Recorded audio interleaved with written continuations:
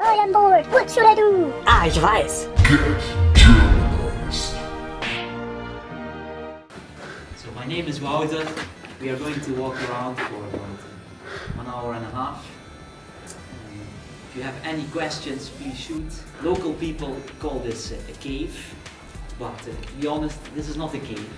If you look around, you see beautiful square corridors, and it's obvious that all of these corridors are made by men.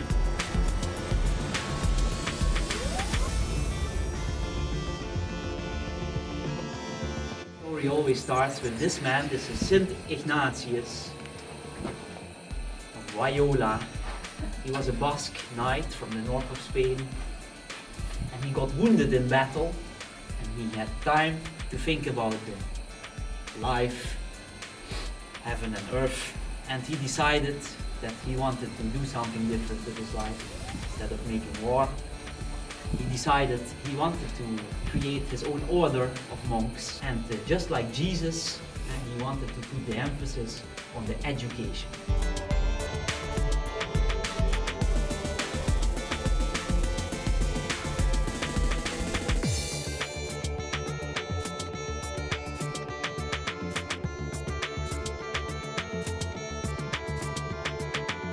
As we look closely to the statue, you see that the head is a little bit out of proportion. And the students, they were writing down basically everything that happened down here. And you can read that this boy said, yeah, I wanted to finish it more nice, but I couldn't.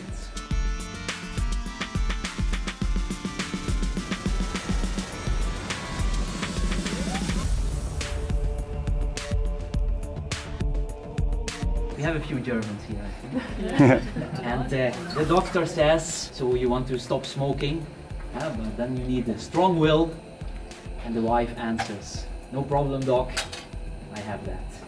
And some people, they recognize in this woman the former Queen of Holland, Wilhelmina, who was also well known as an Iron Lady.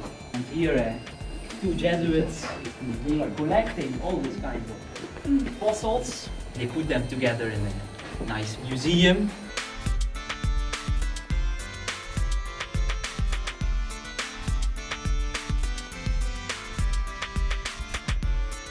Yeah, and this was found around 1862 by miners, one of the last ones. Limestone is made from animal debris. The carbon is of course made by plants. And here we see a beautiful picture of Maastricht with a little bit of imagination in the carbon area. Yeah, and then here we have a beautiful map. This map was made really in the beginning in 1849 by one of the Jesuits.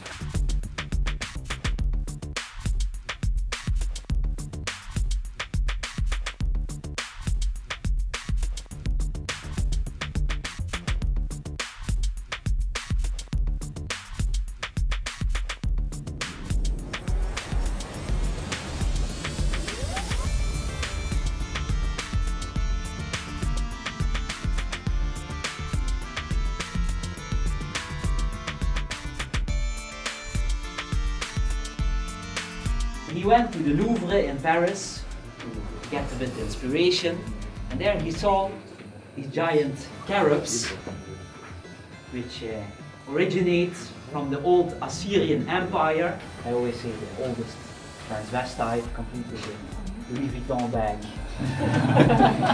bracelet. Yeah, and Marduk is a figure that we also see in the Bible. His name is Merodach, and he was the king of all men, who gave the assignment to build the Tower of Babylon, and then God was so furious about them. He created the confusion of speech, languages originating from him. But before the Bible, he was a Babylonian god, Merodach. This is of course der Erlkönig, and the poem starts: Wer reitet so spät durch Nacht und Wind? Das ist der Vater mit seinem Kind. What's happening? Well, the father is worried because his child is very sick, and in the middle of the night he goes by horse to see the doctor.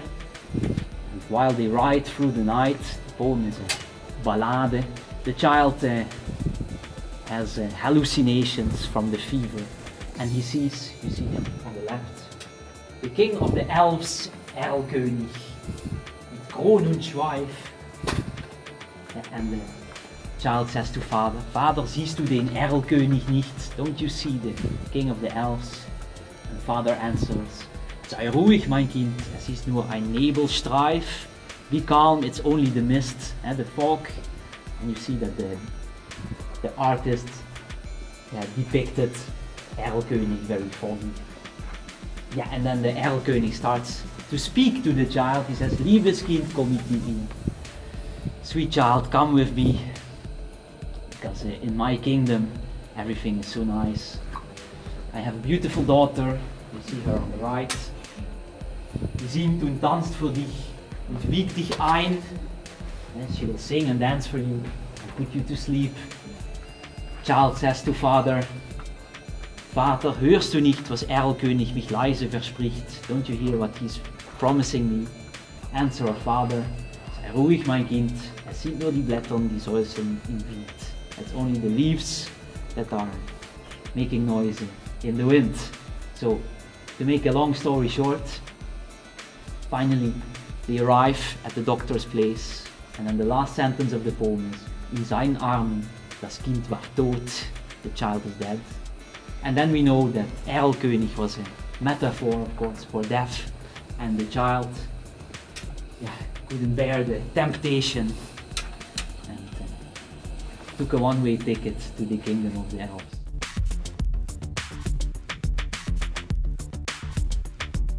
To be honest, I never show this to tourists because I don't understand it. And then came the question, when are you going to finish it? But it was already finished, only the style was a little bit more rude, artistic. So Omens came back the next week and he decided to take his time and to make a little bit more smooth the surface. And for me personally, this is less vivid, but this was a little bit the style that the Jesuits were used to.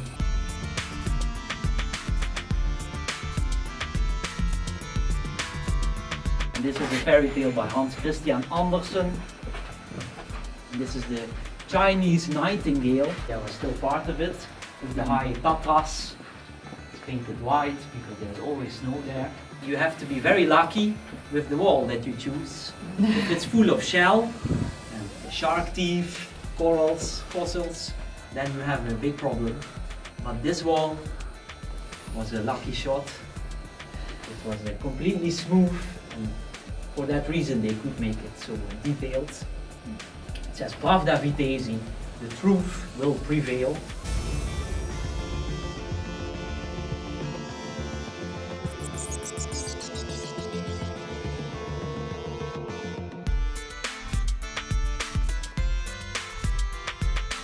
Yeah, and the story goes that on Wednesdays he would come here, he would light a few candles, and then he had a little chair and a bottle of wine. He would sit there, up there and enjoy the view, and then he would feel like he was home.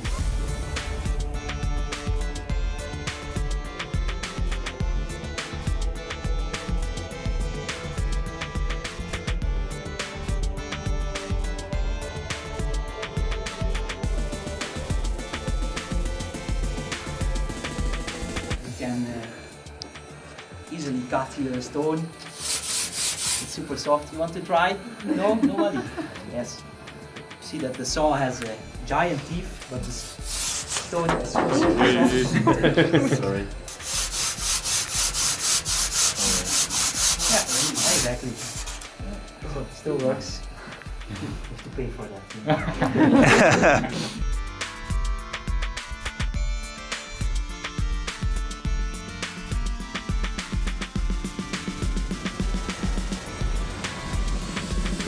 And the miners, they would meet here, and the wall here was only this thick, here this. And when they finally discovered, oh, this is a hollow sound here, they stopped immediately and went to another direction. beer or wine, whatever you like. Here on the stage, make a nice speech, tell a joke.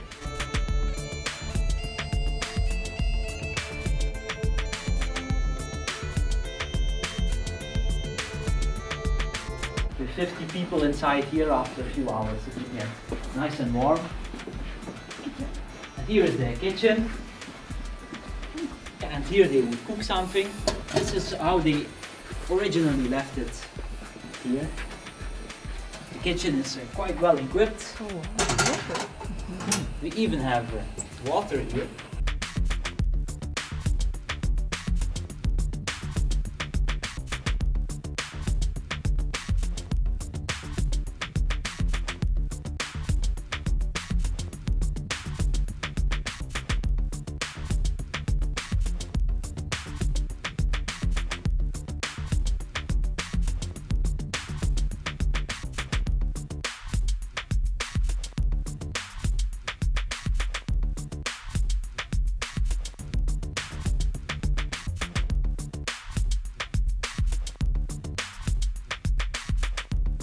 On one occasion, Picasso painted a, of course, beautiful painting, Ugly Woman.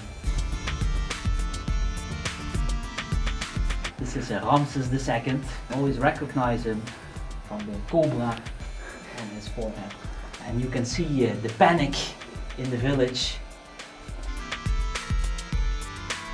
Welcome to northern Italy, to Verona, and which famous play of him takes place. North Italian city, Verona, that is of course Romeo and Juliet. And we see here the famous balcony scene. Romeo. Here, Brother Frey is the alchemist, and he has a nice idea. He gives Julia a potion. He's holding the bottle. Yeah, the potion is a sleeping potion, but if you take it, then for a while, it seems as if you are dead.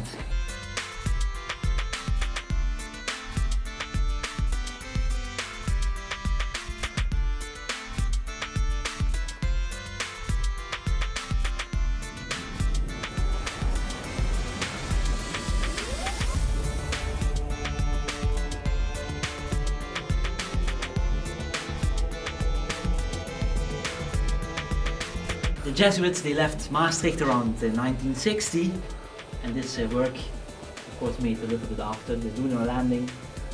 It was in '69. This was a present, more or less, to our American neighbors who helped us very much in the beginning to start this foundation.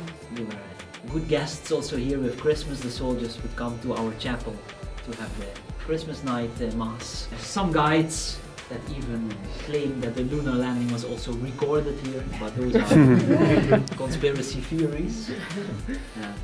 Last thing for me is to thank you very much for your attention. I hope that you liked it, that it was not too cold.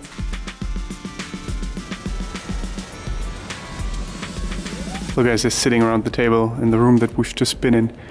How amazing was that, Haki? Great, wasn't it? So this was quite impressive, as you were able to see for yourself, right? But definitely come here nevertheless if you get the chance. It's absolutely amazing, really, really impressive. What's this called, Haki, again?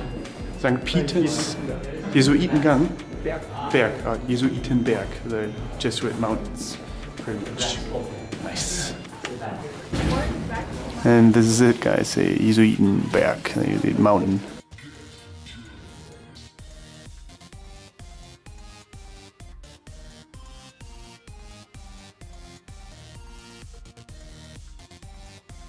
Love the video? Make Get Germanized videos possible through your support on patreon.com/getgermanized and gain access to exclusive rewards and other cool things.